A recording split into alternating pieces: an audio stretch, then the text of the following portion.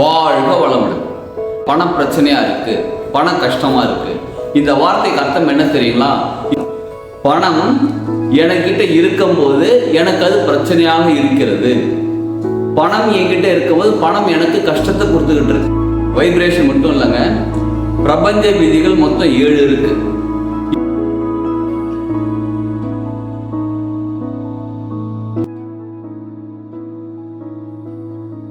நம்ம வாழ்க்கையில அதிகமா உபயோகப்படுத்தக்கூடிய ஒரு சில வார்த்தைகள், பண பிரச்சனையா இருக்கு, பண கஷ்டமா இருக்கு.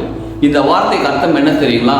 இப்ப நான் ஒரு மொபைல் யூஸ் பண்ணிட்டு இருக்கேன், அந்த மொபைல் எனக்கு சரியா ஒர்க் ஆக மாட்டேங்குது, மொபைல் பிரச்சனை பண்ணிட்டு இருக்கு. மொபைல் எனக்கு பிரச்சனையாக இருக்குது. டிவி வீட்டில் வச்சிருக்கேன், டிவி படம் சரியா தெரிய மாட்டேங்குது, ஆடியோ சரியா கேட்க மாட்டேங்குது, எனக்கு டிவி பிரச்சனை பண்ணிக்கிட்டு இருக்கு. அப்ப டிவி பிரச்சனை பண்ணுது, மொபைல் பிரச்சனையா இருக்கு, உறவுகள் பிரச்சனையா இருக்காங்க. அப்ப இந்த 2 வார்த்தைக்கு அர்த்தம் என்ன அப்படின்னா, எந்த வார்த்தை சொல்றோமோ அந்த விஷயம் எனக்கு பிரச்சனையாக இருக்கு, கஷ்டமா இருக்குன்னு சொல்றோம். இப்போ பணம் என்கிட்ட இருக்கும்போது பிரச்சனையாகவும் இருக்கு, கஷ்டமாகவும் இருக்கு. நம்ம திரும்ப திரும்ப சொல்ல நம்ம வாழ்க்கையில எந்த பிரச்சனையும் இருக்கக்கூடாது, எந்த கஷ்டமும் இருக்கக்கூடாது நம்ம நினைச்சு வாழ்ந்துகிட்டு இருக்கிறோம். இப்ப நமக்கு தெரியாமையே நம்ம என்ன பண்ணிக்கிட்டு இருக்கோம்? பணம் பிரச்சனையா இருக்கு, பணம் கஷ்டமா இருக்கு. அதாவது நமக்கு பணம் தேவைப்படுகிறது. ஆக்சுவலா என்ன தேவைப்படுது அப்படின்னா, பணம் எனக்கு தேவைப்படுகிறது, பணம் எனக்கு வேணும், எனக்கு இன்னும் வருமானம் அதிகமாகணும். ஆனா நம்ம சொல்லக்கூடிய வார்த்தைகள் எப்படி? பணம் பிரச்சனையா இருக்கு, பணம் கஷ்டமா இருக்குன்னு சொல்ல இப்ப இந்த விதத்தை நம்ம வைப்ரேஷன் கொடுக்க பிரபஞ்சம் நமக்கு திரும்ப திரும்ப அதான் கொடுப்பாங்க. எனக்கு நம்ம சப்கான்ஷியஸ் மைண்ட்ல நல்லா கவனிச்சு பாருங்க, நம்ம சப்கான்ஷியஸ் மைண்ட்ல ஆழ் மனசுல நமக்கு பணம் தேவைப்படுகிறது ஒரு எண்ணம் இருக்கு. நான் வாழ்க்கையில கஷ்டமா அதிகமா வேண்டாம், பிரச்சனை அதிகம் வேணாம் நம்ம நினைக்கக்கூடிய எண்ணமும் அதிகமா இருக்கு. இப்ப பணம் பிரச்சனை, பணம் கஷ்டம்ன்ற வார்த்தை யூஸ் பண்ணும்போது நம்ம சப்கான்ஷியஸ் மைண்ட்ல கஷ்டம் வேணாம், பிரச்சனை வேணாம் இருக்குங்களா? இப்ப என்ன ஆகுது? பணம் தேவைப்படுகிறது, இருந்தாலும் பணம் நம்ம கிட்ட இருந்தால் கஷ்டம் இருக்குது, பணம் நம்ம கிட்ட இருந்தால் பிரச்சனையா இருக்கு. நம்மளே நமக்கு தெரியாம வைப்ரேட் கிரியேட் பண்ண ஃப்ரீக்வன்சி எடுத்து அனுப்ப நமக்கு பணம் மறுபடியும் தேவை அதிகமாகி கொண்டே தான் இருக்கிறது தவிர பணம் நம்ம கிட்ட வந்து சேருதான்னு கேட்டால் சேர மாட்டேங்குது. அப்ப சாதாரணமா இந்த ஒரு சின்ன வார்த்தை தாங்க, அதிகமா யூஸ் பண்ணக்கூடிய இந்த வார்த்தை, பணம் ப்ராப்ளமா இருக்கு, மணி ப்ராப்ளம், இந்த மாதிரி வார்த்தைகள் யூஸ் பண்ண நமக்கு ஏன் பணம் கிடைக்க மாட்டேங்குதுன்னா, நம்ம சொல்லக்கூடிய வார்த்தைகள் இந்த மாதிரி இருக்குது. சொல்லக்கூடிய வார்த்தைகள் மட்டும் கிடையாதுங்க, இந்த வார்த்தைகள் கிரியேட் பண்ணக்கூடிய ஒரு ஃப்ரீக்வன்சி, இந்த வார்த்தைகளால் உருவாகக்கூடிய ஒரு வைப்ரேஷன், நம்ம சப்கான்ஷியஸ் மைண்ட்குள்ள இருக்கக்கூடிய எண்ணங்கள் எல்லாமே இந்த பிரபஞ்சத்தில் ஹிட் ஆகி இந்த பிரபஞ்சத்தோட சேர்ந்து நம்ம எதை உணர்கிறோமோ, நம்ம எதை பேசுகிறோமோ, நம்ம எதை சொல்கிறோமோ, நமக்கு எது மனசாக இருக்குதோ அதுதான் இங்கே அட்ராக்ட் ஆகிட்டு இருக்கு. சரிங்களா? அப்ப நமக்கு பணம் அதிகமாக வேணும், இல்லை எனக்கு பணம் தேவைப்படுகிறது, இப்படியே சொல்லலாம். எனக்கு பணம் தேவைப்படுகிறது, எனக்கு வருமானம் வந்து கொண்டிருக்கிறது, எனக்கு அபரிவிதமான செல்வம் சேர்ந்து கொண்டிருக்கிறது. இந்த மாதிரி வார்த்தைகள் சொல்ல இந்த மாதிரியான வைப்ரேஷன் கிரியேட் ஆகும்போது நமக்கு பொருளாதாரம் வந்து சேர ஆரம்பிக்கும். வைப்ரேஷன் மட்டும் இல்லைங்க, பிரபஞ்ச விதிகள் மொத்தம் 7 இருக்கு.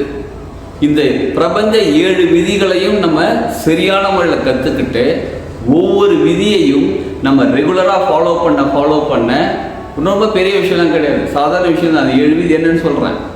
இனிமே அந்த விதிகள் என்னென்ன விதிகள், அதை எப்படி பயன்படுத்துறது நம்ம தெரிஞ்சு ஒரு விதிகளையும் நம்ம பயன்படுத்தும் போது, ஒரு பிரின்சிபல்ஸையும் நம்ம ஃபாலோ பண்ணும்போது நமக்கு வாழ்க்கை சிறப்பாக மாறிவிடும்.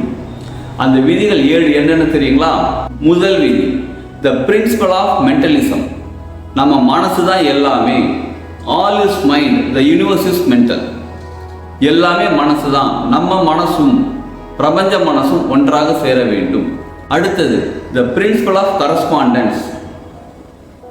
நாமளும் இந்த பிரபஞ்சமும் எப்படி கம்யூனிகேட் பண்ணிக்கிட்டு இருக்கோம், எந்த விதத்தில் கம்யூனிகேட் பண்ணிட்டு இருக்கோம், இதுதான் பிரின்சிபல் ஆஃப் கரஸ்பாண்டன்ஸ். அடுத்தது, த பிரின்சிபல் ஆஃப் வைப்ரேஷன். நம்ம எண்ணங்கள் எல்லாமே, எல்லா பொருட்களுமே ஒரு இயக்கத்தில் இருந்துகிட்டு இருக்கு. எங்கெல்லாம் இயக்கம் இருக்கோ அங்கெல்லாம் ஒரு வைப்ரேஷன் கிரியேட் ஆகிட்டே இருக்கு. ஸோ அப்ப அந்த வைப்ரேஷன் கூட நம்ம கம்யூனிகேட் பண்ணணும், நம்ம கனெக்ட் ஆகணும். அதுதான் த பிரின்சிபல் ஆஃப் வைப்ரேஷன். அடுத்தது, த பிரின்சிபல் ஆஃப் பொலாரிட்டி. எல்லாத்துக்குமே டியூஎல் எஃபெக்ட் இருக்கு. டியூஎல் அப்படின்னா எல்லாத்துக்கும் 2 தன்மை இருக்குது, பகல் இரவு, ஆண் பெண், இந்த மாதிரி எல்லாமே 2ஆக இருக்கிறது. அடுத்தது, த பிரின்சிபல் ஆஃப் ரிதம். எல்லாமே ஒரு இயக்கத்தில் இருக்கு. பார்த்தீங்களா, ஒரு சரியான ரித்தம்ல இயங்கிக்கிட்டு தான் இருக்குது. சூரியனாக இருக்கட்டும், சந்திரனாக இருக்கட்டும், நமக்கு இருக்கக்கூடிய காத்தாக இருக்கட்டும், மழையாக இருக்கட்டும், எல்லாமே எல்லா இயற்கை சக்திகளும் எல்லா பொருட்களும் ஒரு அழகான ரித்தம்ல இயங்கிக்கிட்டு இருக்கு. ஆறாவது, the principle of cause and effect. காரணமின்றி காரியமில்லை, காரியமின்றி காரணமில்லை. அப்ப எல்லா காரணத்துக்கு பின்னாடி ஒரு காரியம் இருக்கும், எல்லா காரியத்துக்கும் ஒரு காரணம் இருக்குது.